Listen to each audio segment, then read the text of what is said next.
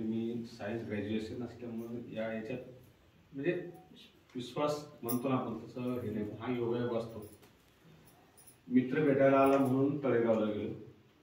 तळेगावला त्यावेळेस एक पिरॅमिडचं साधनं होते, तळेगावने विजय सरने लिहायचा बोर्ड करा. असंच बसलो, बरेच लोक आले होते हॉलमध्ये. एवढी भयानक शांतता की का शांतता आली हे माहित नाही, पण फक्त जे आता म्युझिक लावलं त्याप्रमाणे पत्रे सरांचं म्युझिक लावलं होतं आणि त्यावेळेस ती पिरॅमिडची मी टोपी कॅप घेतली.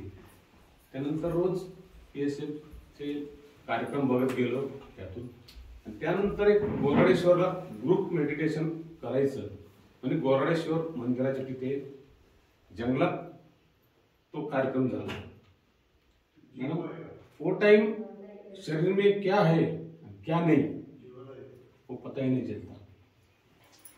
जो वो गुहा है ना उसमें एवढी भयानक एनर्जी आहे की पुण्यात पहिल्यांदा मी त्याला गेलो होतो आणि तिथे जंगलामध्ये विजय सरांनी घेतलं.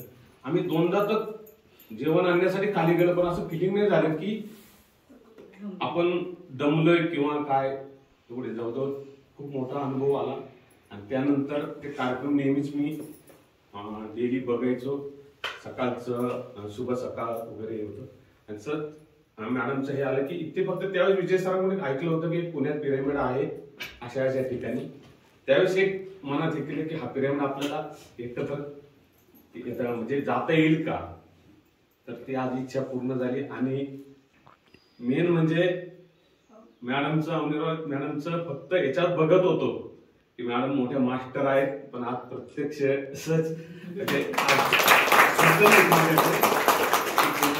Thank you madam.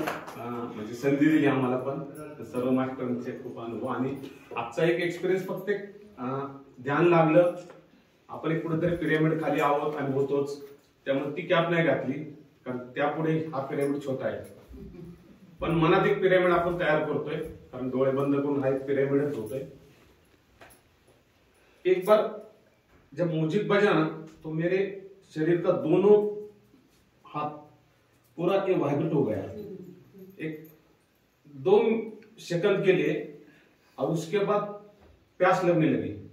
मुझे अभी लगा की पाणी प्यावं असं वाटलं, पण एक वाऱ्याची झुळूक आली आणि ते उष्णता किंवा ती एनर्जी निघून गेली. आणि एवढी गरमी असतानाही सर्वांनी, मला नाही वाटत कोणी जागून हल्लं. म्हणजे हा एक योगच आहे. आणि बुद्ध पौर्णिमेच्या दिवशी हा योगायोग झालाय. आणि खरंच आपल्याला जरी आम्हाला पत्रे सर नाही हे झाले तरी आज त्यांच्या रूपात मॅडम खरंच